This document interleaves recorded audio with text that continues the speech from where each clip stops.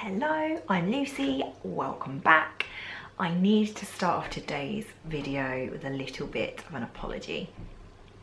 I went on last week about the fact that there would be a room tour today. There was supposed to be a room tour today, but when I uploaded some of my video footage, it was corrupt and it wasn't working properly, and I'd filmed some of it with Dylan and it was really cute. So I wanted to redo it, but school has just got in the way this week and we've not had a chance to refilm it. So I will put that up for you next week. So today you get another chatty one from me.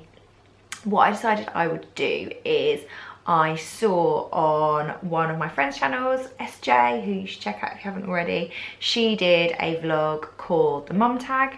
She didn't tag me in it, but I thought it was a really kind of interesting, diverse selection of questions. So I thought that I would give that a go for today. So there's quite a lot of questions to get through, so I will crack straight on. Question number one is whether you are a stay-at-home mum or a working mum. And I am actually a working at-home mum, so kind of neither. Before I had my children, I was a teacher. I did that full time. I absolutely, completely loved it. But once I had Dylan, I basically couldn't, in my head, find a way where I could be the kind of teacher that I wanted to be, as well as being the kind of parent that I wanted to be. So we were fortunate that we could afford to make the decision for me not to work. So that had been the case for a while, but I now make a reasonable income from YouTube and my blog, so that is now what I do. So I work from home and it's basically the perfect scenario because I get to be around for school runs, special events at school. I'm here if anyone's sick. It has its downsides because I often end up working very, very late at night, and I do sometimes have to really sort of grapple to find the time to squeeze the work in around the fact that Quinn is basically with me 24/7. But yeah, it works really well for us. Question number two is, would you have it any other way? And the simple answer is no. Number three is, do you co-sleep? Right now, no. I've got sort of varying relationships with co-sleeping. So with Dylan, I didn't co-sleep at all. I was first time mum, so I'd very much taken on board like the potential horror stories of co-sleeping. So I was a little bit afraid to. But also Dylan was always a great sleeper, so it was never really necessary. He quite liked sleeping in his crib and then in his cot. With Everly, it was a different ball game, and we did co-sleep with her. Never sort of intentionally co-sleeping, but she used to wake up a lot in the night for a long time, and it was just easier because I was breastfeeding to just cuddle her up kind of in my arm and feed her and then get some sleep. So yeah, I did co-sleep with her. So when I had Quinn, I was kind of really geared up to co-sleep, and we actually had a side sleeping cot that time so that she was literally right there. She was never massively unsettled at night. There were probably the odd night that I co-slept, but most of the time she went back in her crib and that's where she was happiest. I now would basically say I don't have strong feelings one way or the other. I think co-sleeping is fine. In fact, co-sleeping is wonderful. It's lovely as long as you're doing it safely. Number four, one must-have baby item. Right now with Quinn, I feel like we've almost like nailed the must-have baby items. For us, I would say it has been a white noise machine. Now I know lots of people say these are like that item that you buy and you never use, but she has had a white noise machine every single night of her life and every single nap ever since she was born, and she sleeps fantastically. She sleeps through all the kids' noise, she sleeps through all our noise, and I feel like if you've got to have a crutch to get you off to sleep, white noise is not a bad one to have. Number five, how many kids do you plan on having?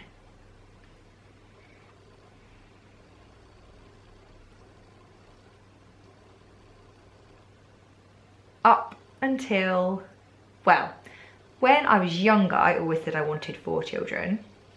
Rich and I got together, and from sort of when we first started talking about whether we'd like to have children one day, we had kind of settled on the idea of 3. But ever since I had Quinn, I have had a terrible broody. It's not even just broody. It's not just about wanting like a tiny babe again. Like this, I've had this massive desire for a fourth. Rich is still quite happy with a third. Kind of a bone of contention in this house because, yeah, we can't agree. So if this was just a question for me, how many children would I plan to have, it would be 4. Whether I will have a fourth or not is still massively under debate. Number 6, date night. How many do you have a month? I honestly couldn't tell you when we had. I honestly really, no. When did we last have a date night? We had a date lunch. See, that was probably months ago, to be fair. I think, honestly, we're just not really that fussed about going out these days, really. I'm quite happy to just make a nice meal at home and have a bit of a date night at home. I honestly can't remember the last time we went out on a proper date. We should make the effort. I do honestly, personally feel that date nights are really important. I think it's really important to take that time out away from the family home, away from all those like family reminders, and invest time in your relationship, because at the end of the day, Rich and I are kind of the central core of what holds our family together. And when the kids have kind of flown the nest, it will just be Rich and I again. And I feel like it's really important that we invest time in our relationship. But right now, that means having a nice dinner together and snuggling on the sofa and watching something on Netflix. That's kind of the sum total of our dates at the moment. Children's favourite TV show. I have 3 kids, so they would probably differ. Although probably Dylan and Emily's favourite at the moment is Go Jetters. They are obsessed with that programme. I think Emily likes kind of the catchy singing, and she's always talking about wanting to get a souvenir selfie, which is something that's from the show. Dylan is a bit of a geography nut, so he loves it because they go to all these geographical places. And Quinn, there are 2 words that sum up her favourite TV show: pepper and pig. We managed to avoid the pepper thing with the other 2, but yeah, we are in the pepper zone with Quinn. She will do anything for pepper. So that is definitely her favourite show. Number 8 is a baby item that you bought but didn't use. And for me, I bought an entire set of bottles, pump, steriliser, basically all the stuff I would need for formula feeding, minus the formula, when I was pregnant with Dylan, because I felt like I needed to have that. And then I ended up breastfeeding him. Never did the whole kind of expressed thing with him. I just breastfed him. He wasn't particularly interested in taking a bottle. We tried, wasn't having any of it. So it basically gathered dust. I maybe used the steriliser a couple of times when he first started weaning. Next one is children's favourite food. Obviously, again, I have 3 children, so I guess I get 3 answers. Dylan's favourite probably would involve fish. Like, he loves kind of like cod or fish, like breaded fish with mash and with peas. That is his ideal dinner, full stop.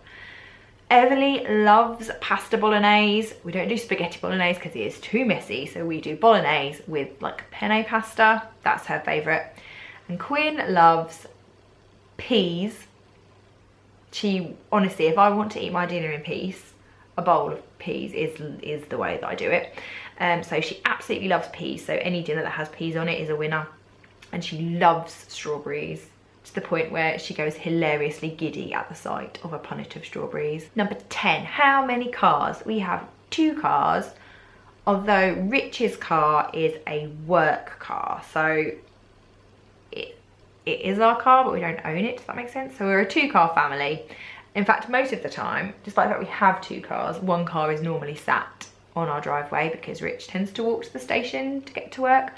So we could probably get by with 1 car most of the time, but we have 2 cars. Number 11, weight gain during pregnancy and then after pregnancy. Okay, with Dylan, I think I just put on baby, really. I didn't really put much on anywhere else. It was just really a bump. And with him, I think 4 days postpartum, I was back in my denim from before I was pregnant. So with him, I'm not a scales person. Until very recently I didn't even own weighing scales, so I don't really know what I gained weight wise, but I wouldn't say I gained very much with him. With Everly, I looked pregnant from about 9 or 10 weeks. So with her, I feel like I put more weight on, full stop.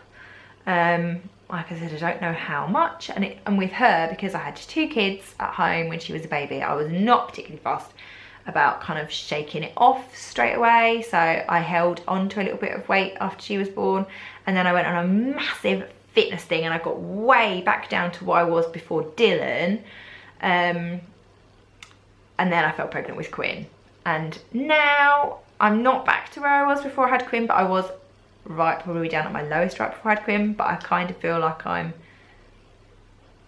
semi in a place where I kind of feel all right. I probably have a little bit more I would like to lose in all reality, but on the most part, I feel a little bit like having children has given me a bit more, I don't know, it's not that I don't care anymore, but it's not quite such a priority in the way that it once was. I'm kind of more interested in setting a good example, living a healthy life, eating a balanced diet. I honestly just don't have the time to exercise the way I would want to be at the ideal size that I would want to be. So I'm just being happy in my own skin right now, or trying to be anyway. Number 12, I love this question. Your dream holiday with children. It is pretty hard to narrow this down to just one because there are so many. I think, like a lot of people, I would go for the predictable. I really desperately want to take the children to Orlando and do the whole Disney, Universal, the theme parks, the whole kind of American dreamy kind of thing. It's one of, I remember from a kid the first time that I went to Orlando and it was amazing, and I cannot wait to give that to my kids. I would also really like to do Lapland at Christmas, and I feel like I probably need to do that in the next couple of years, really, because I feel like, again, that's such a magical kid thing. So yeah, I cheated and you've got 2 from me. And following on from that, your dream holiday without the children is actually a lot harder, because I really love traveling with the kids. For me now, one of the great joys of having kids is taking them places, going adventuring and getting to see their reaction to somewhere new and getting to show them different places. So it's actually really hard to think of somewhere that I would like to go, just Rich and I, because anywhere that I can think of, I think, oh, I'd like to go to Rich and I kind of think, oh, I quite like to take the children as well though. So basically, before we had, I think when Everly was a baby, Rich worked for an Italian company and basically was awarded like a sales prize to go to Italy. And I was so excited. We were based, I think we had about a week we were going to be able to go, and we weren't going to be kind of like in main drag Italy. We were going to be basically in the bit where the Italians holiday in Italy, and it was so exciting. But Everly was a baby and it wasn't really ideal timing because she was breastfed, and it wasn't really an ideal location to take the kids to. So we thought we'd put it off and we'd go when she was a bit bigger, and by the time she was a bit bigger, Richard moved on to another job. So I kind of feel like we never got that Italian holiday that we should have had. So I would say maybe somewhere in Italy, but then my kids love Italian food, so I would love to take them to Italy. So I just have a lot of dream places I would like to visit. Number 14, how has life changed since becoming a mum? In every way possible, I guess, in the best way possible. So nothing is really the same. Like, my whole mindset about everything is different now that I'm a mum.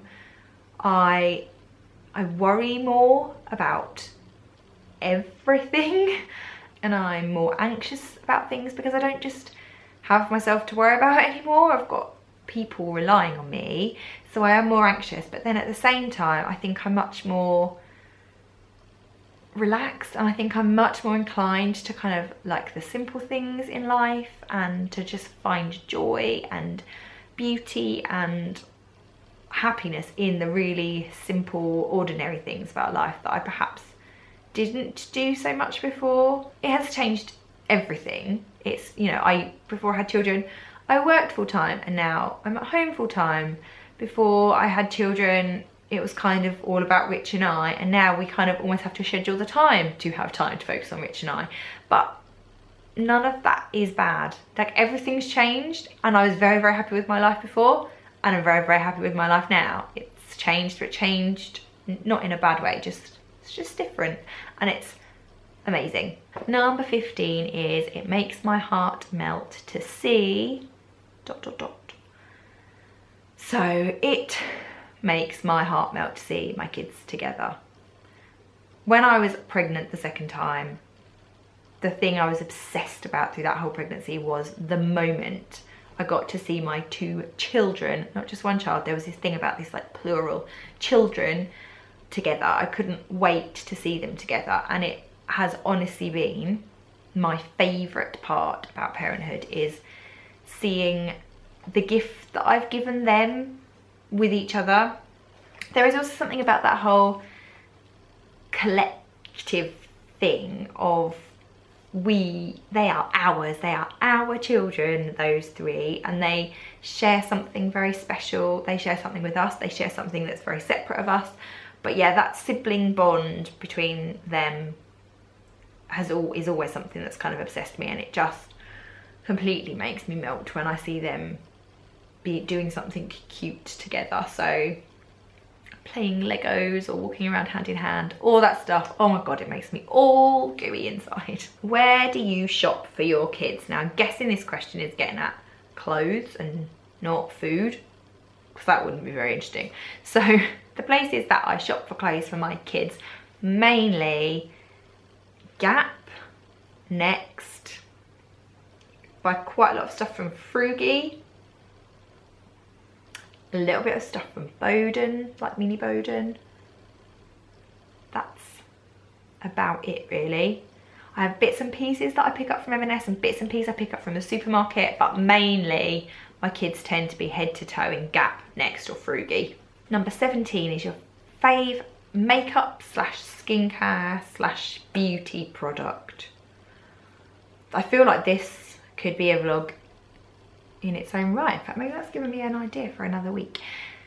Anyway, my favourite makeup product is probably my foundation. I love my foundation. Sometimes I just put my foundation on, I don't bother about anything else, and that is the Rimmel Wake Me Up foundation. I just really like that. I've used it for ages. I'm a bit of a Clinique skincare girl, so all of my skincare stuff comes from them, really. So basically anything Clinique for skincare. My favourite beauty product in general would be, I use a sea salt spray. I actually haven't put it on my hair today, but I basically use it most of the time, and it is the John Frieda Beach Waves or Beach Spray or something like that. It comes in like a turquoisey coloured bottle. It smells like summer and sunshine. It gives you that kind of nice textured surfery. I basically always put it on if I've got curly hair. I normally put it on when I've got straight hair as well. I just haven't done it today. But that is, if that would be my one, if I could only have one beauty product on a desert island, that would be it. Number 18, have you always wanted to be a mum? Yes, wholeheartedly. I don't think it's an accident that I ended up being a teacher. I think that was part of that whole mothering thing. I love kids. I think kids are fantastic. They are amazing, interesting, fascinating, funny little sponges of people, and they are amazing to spend your time with. So I knew I always wanted to have kids. Number 19, what is the best part of being a mum? I'm gonna say the pride. Every single thing that my kids do makes me feel proud. Everly lately has got to this point where her vocabulary has really exploded, and she talks in a really much more grown-up sort of way. And I was just watching her the other day chattering away and just thinking, oh my goodness, I am so proud of her. Like, I reckon I was probably beaming with this big smile, because I was like, what happened to my little girl? She's so amazing. And I can remember saying to my mum, like, does that ever go away? Like, you don't look at me and Matt now and like, oh my god, I could cry, I'm so proud. And apparently she does still feel like that. So yeah, that whole kind of edge of your seat emotional feeling you get when they do something that's amazing, that's not going anywhere soon apparently. So that would be my favourite thing about being a mum. And the last bit is I have to tag some people, and normally I kind of cop out and I can't think of anybody, but I am going to tag some people today. So I'm going to tag Katie, who is Mummy Daddy Me, because I would like to know her answers to these. She travels a lot, so I'm kind of interested to hear what her dream holiday ones would be.